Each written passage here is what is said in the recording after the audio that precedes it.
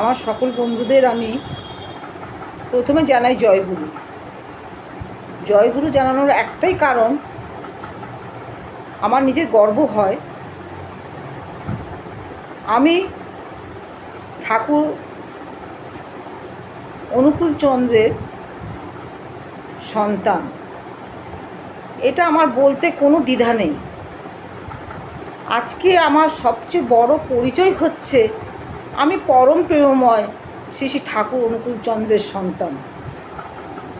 আজকে সত্যি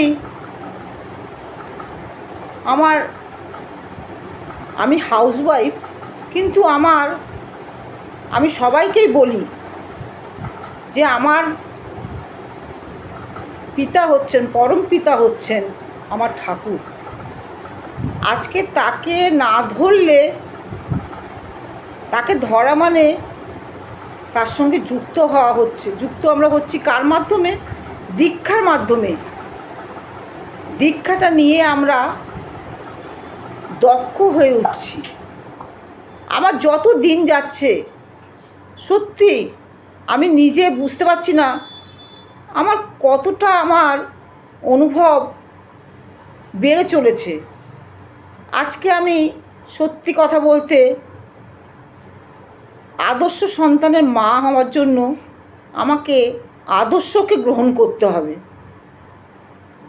আদর্শকে গ্রহণ করা হচ্ছে তিনি যে আমাকে চলতে বলেছেন, কিভাবে বলতে হবে, কিভাবে সেবা করতে হবে, সমস্ত কিছু তিনি বলে গেছেন। সেইগুলোকে যদি নিজের জীবনে আমি গ্রহণ করে সেই পথে যদি আমি চলি, তাহলে কিন্তু আমি একটা আদর্শ মা হব।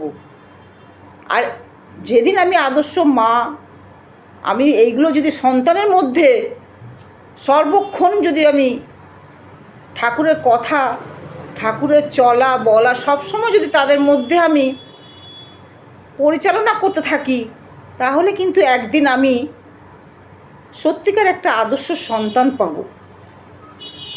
আজকে পৃথিবীতে আদর্শ সন্তান নেই। আজকে সত্যি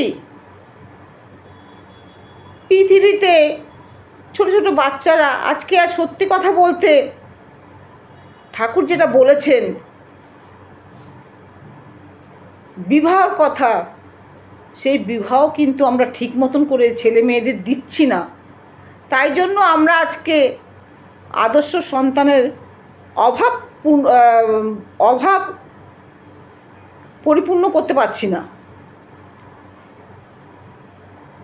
আজকে যদি ঠিক মতন করে ছেলেকে মেয়েকে যদি ঠিক জায়গায় বিয়ে দিই ঠাকুরের বিধান অনুযায়ী,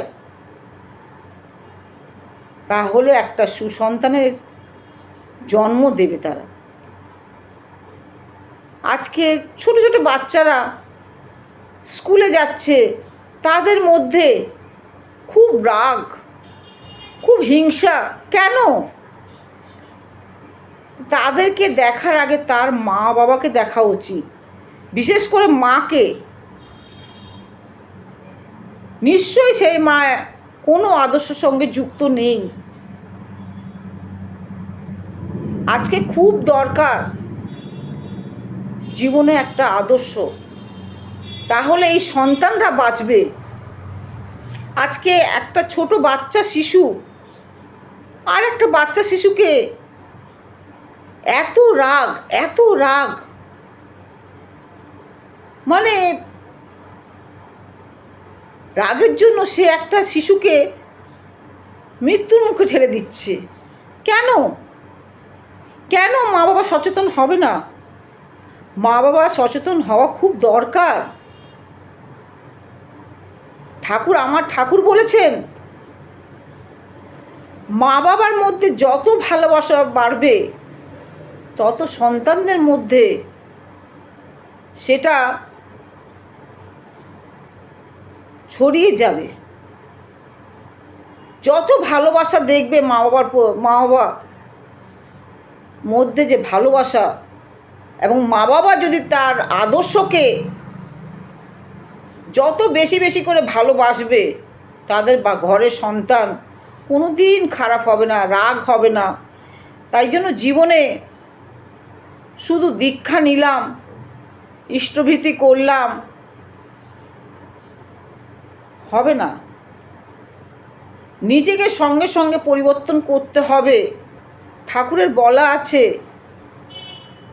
ধরো, করো, হও, পাও। ধরো, আমরা কি ধরবো? ঠাকুর যেগুলো বলে গেছেন, চলা বলা করা, সেগুলোকে আমরা নিজের জীবনে ধারণ করব। সেগুলোকে যত আমরা নিজেদের জীবনকে সেরমভাবে যদি তৈরি করতে পারি, আমরা একদিন হয়ে উঠব, তার কথা মতনই হয়ে উঠব। আর হয়ে উঠলে আমরা সত্যিকারের তিনি যেরম চেয়েছেন সেরমই হয়ে উঠব।